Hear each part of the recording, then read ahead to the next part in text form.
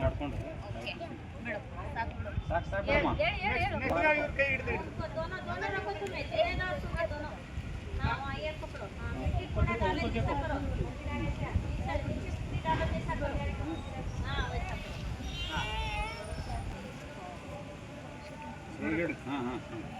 ಹಾಗೆ ತಗೋ ಬೇಡ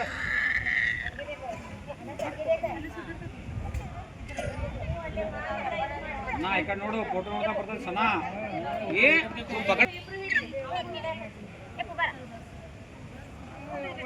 ಹಾ ಏ ಸ್ವಲ್ಪ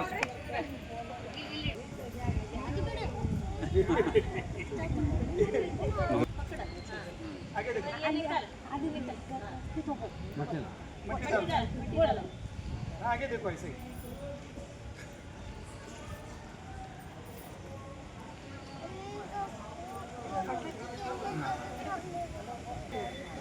ये पासवर्ड है ಒಂದು ಕಡೆ ನೀರು ತುಂಬ ಕೈ ತಗೋ ಎಲ್ಲಿದ ಈ ಕಡೆ ಇಡು ಅವ್ರ ಕೈ ತಗೊಂಡ್ರೆ ಒಂದು ಬಕೆಟ್ ಆಗೈತೇನ ಇಲ್ಲಾಂದ್ರೆ ಇವ್ರ ಮಟ್ಟಿ ಇಲ್ಲಿ ತುಂಬಲಿ ಕೊಡ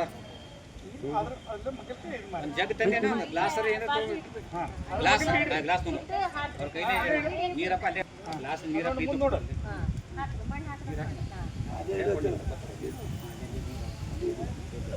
ಒಂದು ಗ್ಲಾಸ್ ಕೊಡ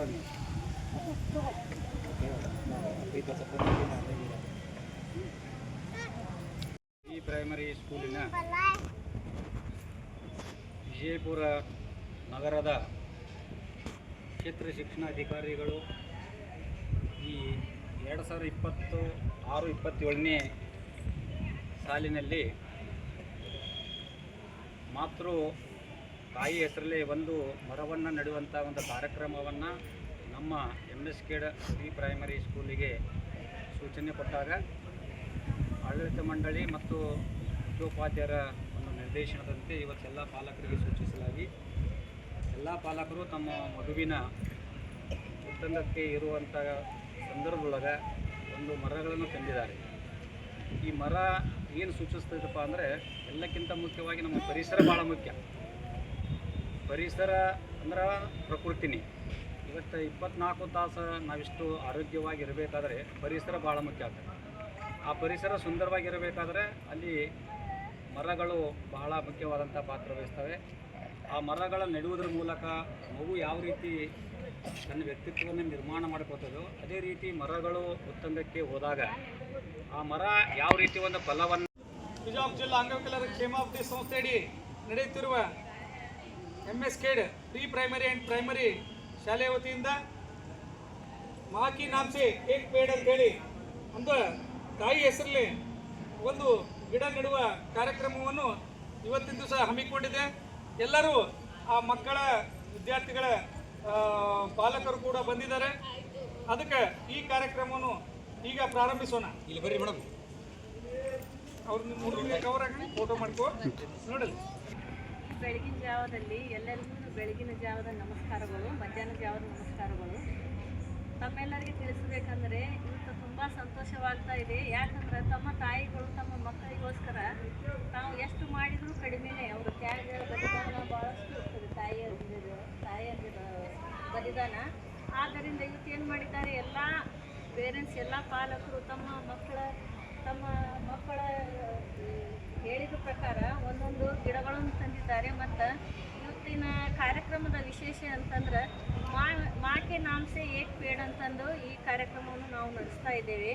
ಇದರಲ್ಲಿ ಎಲ್ಲರೂ ತಾಯಿಯಂದರು ಭಾಗವಹಿಸಿ ಮತ್ತು ಅವರ ಮಕ್ಕಳು ಅವರ ತಾಯಿಯಂದರ ಹೆಸರಿನ ಮೇಲೆ ಒಂದು ಮರವನ್ನು ನಡೆಸ್ತಾ ಇದ್ದಾರೆ. ಇದರಿಂದ ಅವರು ಇಲ್ಲಿ ಶಾಶ್ವತವಾಗಿ ಅವರು ಸ್ಕೂಲ್ ಕಲಿಬೋದು ಬಿಡ್ಬೋದು, ಆದರೆ ಅವ್ರ ಹೆಸರಿನ ಮೇಲೆ ಒಂದು ಗಿಡ ಇಲ್ಲೇ ಉಳಿಯುವಂಥದ್ದು, ಶಾಶ್ವತವಾಗಿ ಉಳಿಯುವಂಥದ್ದು ಕಾರ್ಯಕ್ರಮವಾಗಿದೆ. ಇದರಿಂದ ಏನು ನಮಗೆ ತಿಳಿಪಡಿಸುತ್ತದೆ ಅಂದ್ರೆ, ನಾವು ಎಲ್ಲೇ ಇರಲಿ ಹೇಗೆ ಇರಲಿ ಆ ಗಿಡ ಯಾವ ರೀತಿಯಾಗಿ ಹಸಿರಾಗಿ ಇನ್ನೊಬ್ಬರಿಗೆ ನೆರಳನ್ನು ಕೊಡುತ್ತದೆ, ಅದೇ ರೀತಿಯಾಗಿ ಪೇರೆಂಟ್ಸ್ ಆಗಲಿ ಪಾಲಕರಾಗಲಿ ಅವರ ಹೆಸರಿನಲ್ಲಿ ಇರುವಂಥ ಗಿಡಗಳು ಎಲ್ಲರಿಗೂ ಉಪಯೋಗ ಆಗಲಿ ಅನ್ನೋ ಉದ್ದೇಶದಿಂದ ಈ ಕಾರ್ಯಕ್ರಮವನ್ನು ಬಿ ಆಫೀಸವರು ಮತ್ತು ಎಲ್ಲರೂ ಕೂಡಿ ಮಾಡಿದ್ದಾರೆ. ಈ ಕಾರ್ಯಕ್ರಮ ಇನ್ನೂ ಇದೇ ರೀತಿಯಾಗಿ ಇನ್ನೂ ಮುಂದುವರಿಲಿ, ಇನ್ನೂ ಚೆನ್ನಾಗಿ ಆಗಲಿ ಅನ್ನೋ ಉದ್ದೇಶದಿಂದ. ಮತ್ತು ಇನ್ನೊಂದೇನು, ನಮ್ಮ ಶಾಲೆ ಕೂಡ ಇದೇ ರೀತಿ ಯಾವ ರೀತಿಯಾಗಿ ಹಸಿರು ಗಿಡಗಳು ಮರಗಳು ಯಾವ ರೀತಿ ಬೆಳೀತವೆ ಅದೇ ರೀತಿ ಅವರ ಮಕ್ಕಳುಗಳು ಮತ್ತು ಅವರ ತಾಯಿಯಂದರು ತಂದೆ ತಾಯಿಗಳು ಎಲ್ಲರೂ ಬೆಳೀಲಿ. ಮತ್ತು ಇದು ನಾವೇನು ಪಾಯ ಹಾಕ್ತಾ ಇದ್ದೇವೆ ಈ ವರ್ಷದಿಂದ ಯಾವ ರೀತಿ ನಾವು ಪ್ರಾರಂಭ ಮಾಡ್ತಾ ಇದ್ದೇವೆ, ಇದನ್ನು ಮುಂದಿನ ವರ್ಷ ಕೂಡ ಚೆನ್ನಾಗಿ ಇನ್ನೂ ಅಭಿವೃದ್ಧಿಯಾಗಿ ಆಗಬೇಕಾಗಿ ಮತ್ತು ಎಲ್ಲ ವಿನೋದ್ ಸರ್ ಖೇಡವ್ರಿಗೆ ಮತ್ತು ಸರ್ ಹಬಿ ಸರ್ ಅವ್ರಿಗೆ ಮತ್ತು ರಜಪೂತ್ ಸರ್ ಅವ್ರಿಗೆ ಬಂದಂಥ ಪಾಲಕರ ಪೇರೆಂಟ್ಸ್ ಅವ್ರಿಗೆ ಮತ್ತು ಎಲ್ಲರಿಗೂ ಈ ಕೆಲಸಕ್ಕೆ ಸಹಾಯ ಮಾಡಿದಂಥ ಎಲ್ಲರಿಗೂ ನಾನು ತುಂಬ ಋಣಿಯಾಗಿದ್ದೇನೆ. ನಮಸ್ಕಾರವನ್ನು ತಿಳಿಸ್ತಾ ಇದ್ದೇನೆ.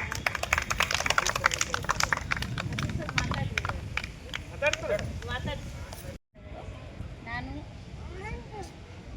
ಮಂಜುತಾ ಕಾಂಬ್ಳೆಯವರ ಮದರ್ ಸುಷ್ಮಿತಾ ಕಾಂಬ್ಳೆ ತಂದು ನಾನು ವರ್ಕ್ ಮಾಡೋದು ಗೌರ್ಮೆಂಟ್ ಹಾಸ್ಪಿಟಲ್ನಲ್ಲಿ. ನಾನಿವತ್ತು ಬಂದಿದ್ದಿಲ್ಲಿ ಉದ್ದೇಶ ಅಂದರೆ ಪರಿಸರ ಅಂದರೆ ಎದಕ್ಕಂತಾರ್ರಿ, ಗಿಡ ಮೇನ್ ಮುಖ್ಯವಾದದ್ದು ಗಿಡ ಇದ್ರೇ ಎಲ್ಲ ನೀರು ಬೆಳಕು ಗಾಳಿ ಎಲ್ಲ ನೀವು ಪರಿಸರ ಒಳಗೆ ಬರ್ತಾವೆ. ಆದ್ರೆ ಮೇನ್ ಇಂಪಾರ್ಟೆಂಟ್ ನಮ್ಮ ಉಸಿರಾಡಕ್ಕೆ ಗಾಳಿ ಬೇಕು. ನೀರು ಇರಲಿಲ್ಲ ಅಂದ್ರೆ ನಡಿತೈತೆ, ಒಂದು 2-3 ದಿವಸ ನಾವು ಬದುಕೋದು. ಆದ್ರೆ ಗಾಳಿ ಇರಲಿಲ್ಲ ಅಂದ್ರೆ 10 ನಿಮಿಷನೂ ನಾವು ಬದುಕೋಕ್ಕಾಗಲ್ಲ. ಮೇನ್ ಉದ್ದೇಶ ನಾವು ಬದುಕೋಕ್ಕೆ ಕಾರಣನೇ ಗಾಳಿ ಎಲ್ಲಿಂದ ಬರುತ್ತೆ? ಗಿಡಗಳಿಂದ ಬರುತ್ತೆ. ಗಿಡ ಇರಲಿಲ್ಲ ಅಂದ್ರೆ ನಮ್ಗೆ ಗಾಳಿ ಇಲ್ಲ, ಗಾಳಿ ಇರಲಿಲ್ಲ ಅಂದ್ರೆ ಮನುಷ್ಯರೇ ಇಲ್ಲ, ಮನುಷ್ಯ ಕುಲನೂ ಇರೋಕ್ಕೆ ಸಾಧ್ಯ ಇಲ್ಲ. ಆದಷ್ಟು ನಮ್ಗೆ ಈಗ ಮಳೆ ಬರಲಕ್ಕ ಕಾರಣ ಏನಪ್ಪ ಅಂದ್ರೆ ಗಿಡ ಇದ್ರೇ ಮಳೆ ಬರ್ತೈತಿ.